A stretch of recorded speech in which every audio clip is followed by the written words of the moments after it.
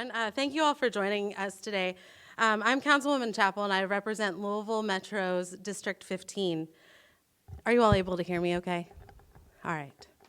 I called this press conference today because I want our LGBTQ community to know that you are seen, you are heard, and you are supported. The bills that have been introduced by our state legislators are insidious campaigns against trans individuals and drag performers. They are yet another example of legislators trying to regulate our bodies and silence people who they perceive as different. These bills victimize our children when we should be validating them, and we should be encouraging them to be their most authentic self, no matter what way they choose to present that. We can do better. These superfluous bills are nothing but fear-mongering and ignorance. You cannot legislate LGBTQ people out of existence. I'm going to keep it short because it's not my voice that you need to hear today, but the ones that are standing behind me. We're also going to keep it brief because my Metro Council colleagues and I have to get upstairs to interview the District 8 candidates. But before I want to hand it over, I do want to acknowledge that there were many state legislators that planned to join us today, but they were unable to because they were called into a special state session. But I wanted to say that because we are not alone in this fight. Now, at this time, I would like to bring up our mayor, Craig Greenberg.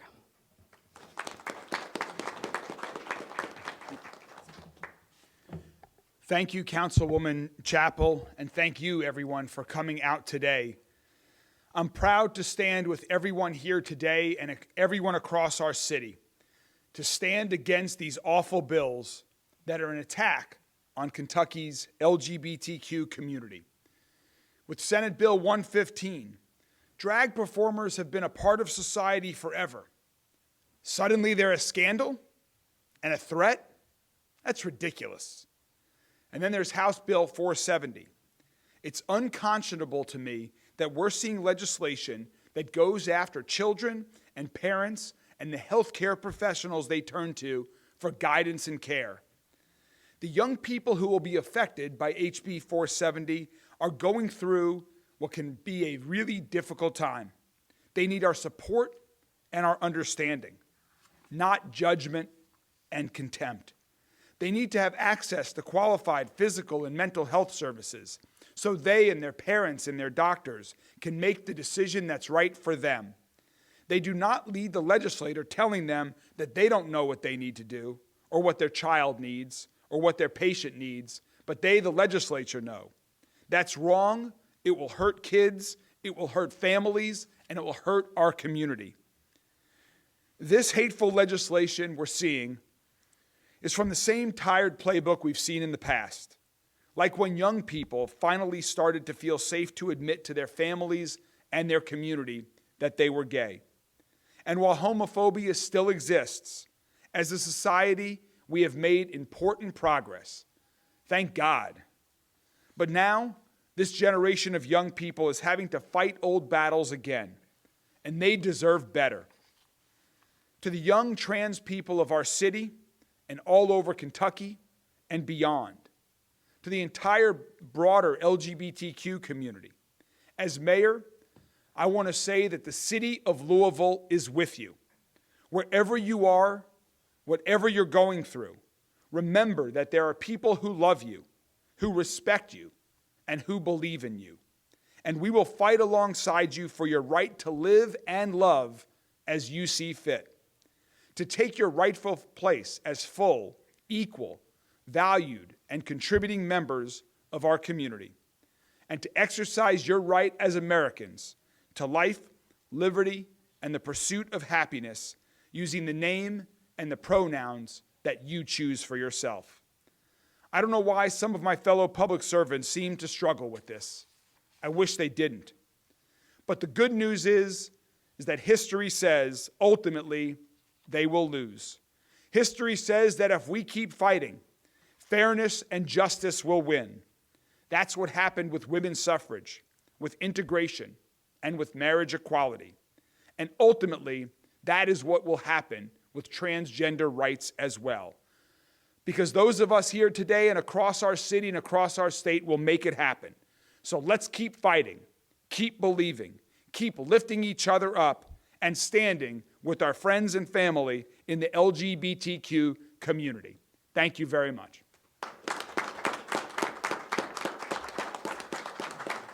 And at this time, I'd like to introduce Congressman Morgan McGarvey.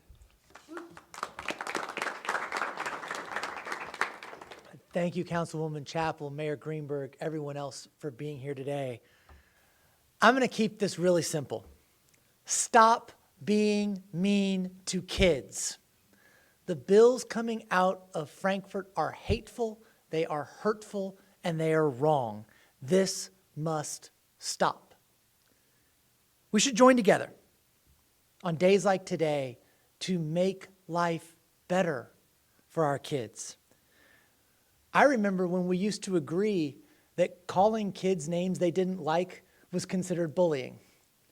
Now, we're mandating it? We're forcing it into law? Kids have to suffer enough bullying in schools. They shouldn't have to suffer through more from the supposed grown-ups in Frankfurt. Stop being mean to kids. You think this isn't a big deal? Studies have come out right now showing that 60% of LGBTQ plus youth have suicidal ideations. We're targeting the very people who are most at risk. We know this, right? Kids will die if this bill becomes law. This is not a political point. This is not a debatable point. We know it. We were personally shook by it when I was in the Senate in December and lost the child of one of my former colleagues. And here we are in this session, in front of her, in front of the Commonwealth, and in front of the country, piling on. Stop. Stop being mean to kids.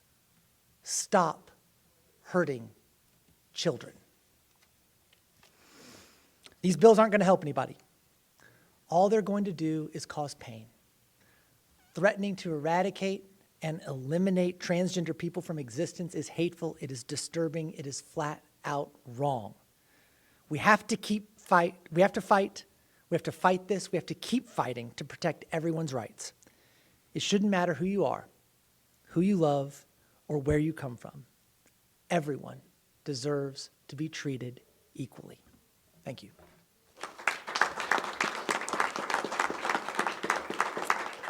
Before I invite our next speaker up, I'd like to invite Simone to come join us. And Vic, sure, please stand with us.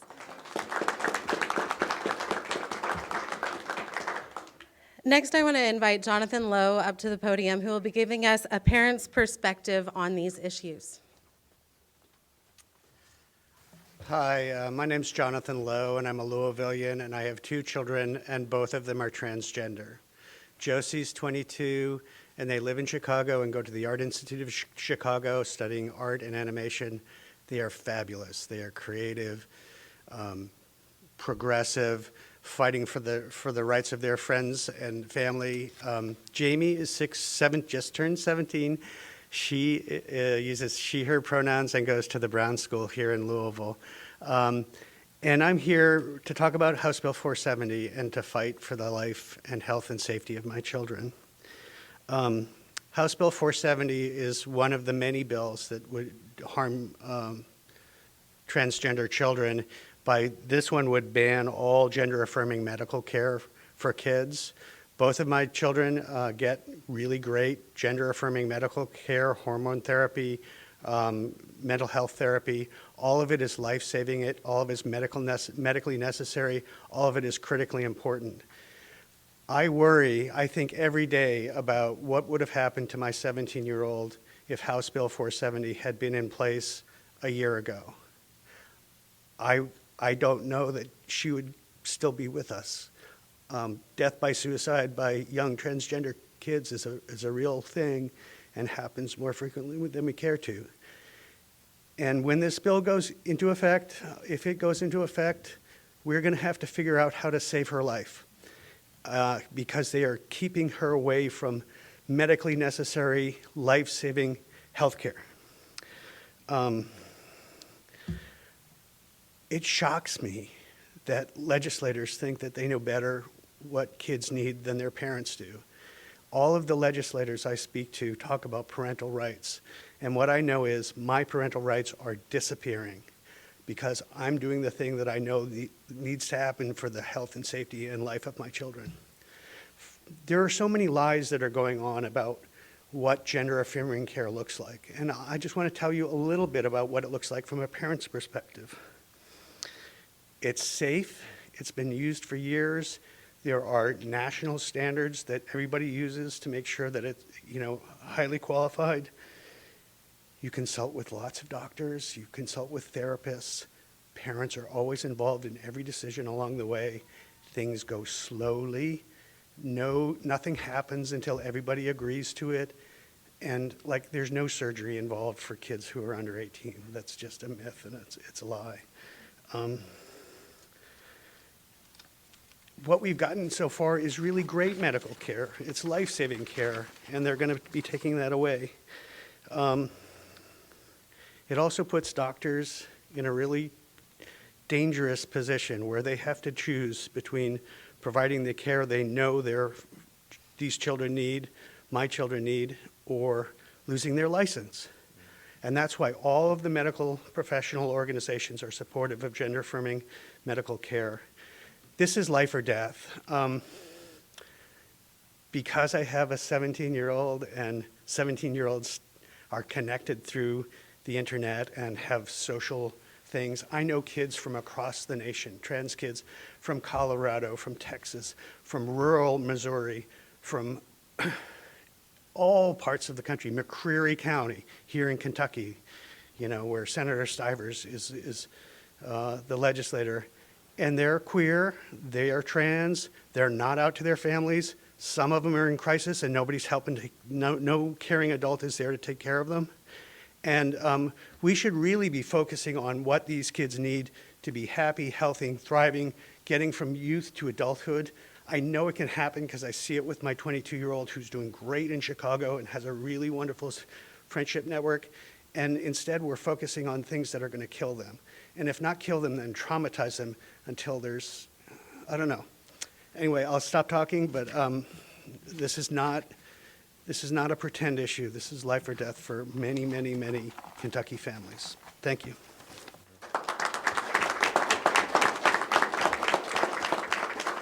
Thank you, Jonathan. At this time, I would like to bring up to the podium trans activist and the president of the Louisville Femme Club, Carmen Marshall.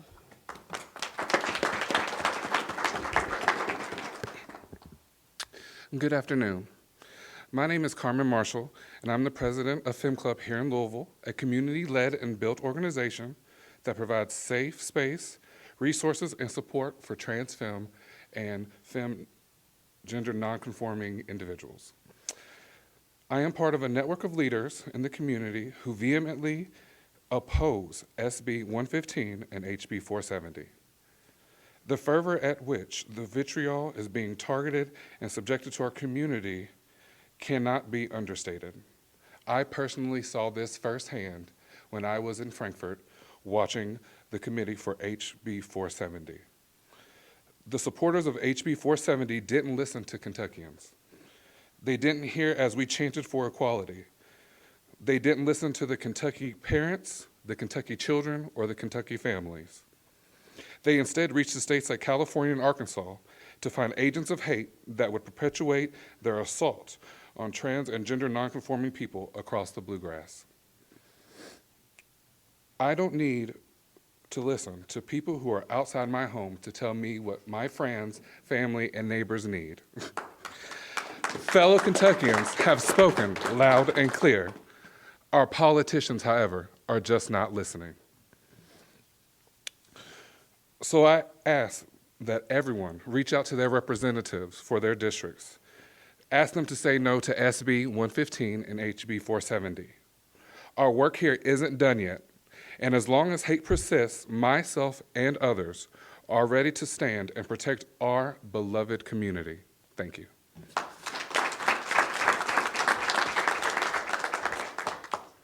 Thank you so very much.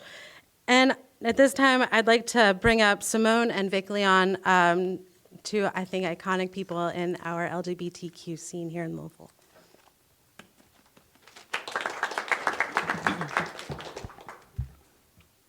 Hello, my name is Vic Leone. I'm a drag king, actor, theater educator, and a member of your community. I've been asked to share how these bills would directly impact my life, as well as countless others I know, work with, respect, and love. My love for drag sprung out of my love for acting and a desire to express the fluidity of my gender. I'm a Louisvillian of 32 years. I attended Catholic schools from the time I was 6 to 21. This didn't deter my journey of self-realization, for I knew I was trans from the time I was 8 years old. I just didn't have the words to express that. I knew no representation of trans people on TV or in cinema, and I didn't have an influence or role model for this in my home life and education. It was only after I received my MFA in acting from the University of Houston in 2019 and stepping into the Louisville drag scene soon after in 2021 that I felt safe enough to express my transness. Not all drag performers identify as trans, but for me, my drag gave me an outlet to express myself. It gave me the confidence to walk through the world knowing who I was. It gave me an extra source of income to pay my rent, bills, and thrive.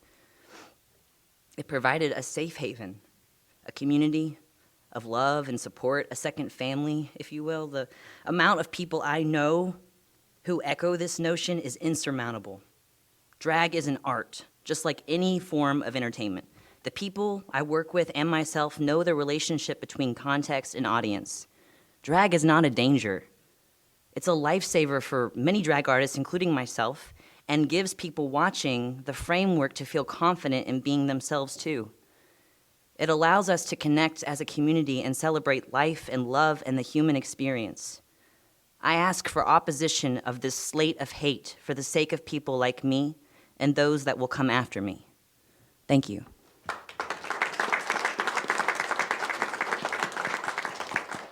Good afternoon, everyone. My name is Victoria Simone Taylor. I am a local business owner and performer. Some people know me as DJ Simone. Some people know me as Simone. I grew up in Louisville. I was a cast member at the Connection Complex, which was a drag bar that lived for 30 years here in Louisville, Kentucky. I do business with a lot of businesses, including the city, for a drag-sponsored derby event that we have on the waterfront. I'm here to oppose all the bills, but especially HB 470. I'm speaking from experience. Drag saved my life. It gave me an outlet to find support. It led to opportunities that weren't there. I was involved with running the streets. I was unsupervised. My parents never knew where I was. But I fell into a community of people who took me in. They were my family. They kept me off the streets, and they kept me alive. Through my artistic performances and work, I've worked for causes such as homelessness, the Northern Kentucky flood, domestic violence. If there is a call, drag queens, performers are always the first people call to raise money. I ask that you oppose it because what's going to happen if you take away proper medical health care for trans individuals, they're going to do exactly what I did when I was 15. I was going to someone's home and getting illegal hormone shots. No one should have to go through that, ever. And kids are going to do that. They're going to do this by any means necessary if you take away the proper health care. I happen to be friends with my doctor, and we talk often about the repercussions of what this bill is going to do. Doctors are going to be, as they said, put in a difficult situation of choosing their license over proper care. If you have a heart, and I hope that people do, that they will look at this as just an ongoing slate of hate that's going to continue on. If you look at the bills that are being passed right now, they're banning books. They're taking away the voice of people to speak on their own. And no one should go into someone's home and tell a parent what they can and can't do with their children. Thank you so much. My name is Victoria Simone Taylor.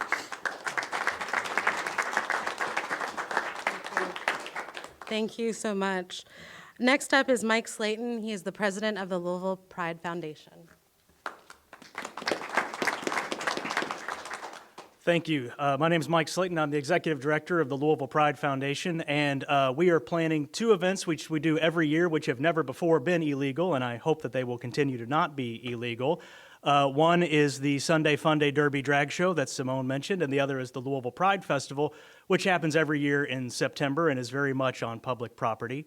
The Louisville Pride Festival is one of 20 or more pride festivals throughout the state of Kentucky, and it supports our community. It raises funds for the Louisville Pride Center, where we work to help address the social determinants of health, making it easier for people to get connected to health care, not making it harder the way HB 470 is. It boggles my mind that we're actually passing legislation that is going to make it more difficult for people to access health care. That just goes against everything that I think this country should stand for. The Louisville Pride Festival was started in part to promote Louisville, to promote businesses. You've heard from 2 business owners so far. There's LGBTQ business owners that are part of this community that contribute to the economy. There are sponsors, large corporations, major employers that sponsor the Louisville Pride Festival because they need to do that to be competitive. They need to do that to be competitive for customers and for employees, excuse me. Ford, GE, organizations like this, they sponsor LGBT events because they can't attract the talent they need unless they are committed to diversity, equity, and inclusion. And if we pass bills like SB 115 and HB 470, we're going to undercut Louisville, which is the economic engine for this state, and we're going to undercut small businesses, and we're going to take away revenue for the small businesses that host these drag brunches. And the question I have for the legislators in Frankfort is, how high are you going to raise the sales tax to make up for all the economic activity that you are destroying in your mean-spirited attempt to hurt transgender children? Thank you.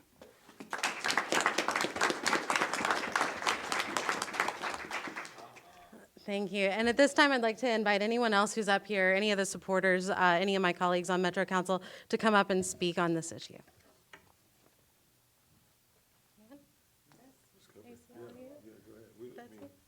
No one has to, so don't feel pressured. Hi, my name is Betsy Rury, and I represent Metro Council District 21, and I just want to speak out as a retired teacher that we see many children in our classrooms, and they're all very different, and we cannot change who they fundamentally are, and to not allow them to express who that is causes irreparable harm. So I am obviously opposed to these bills, and I want children to be happy and be able to live their lives the way they see fit. Thank you.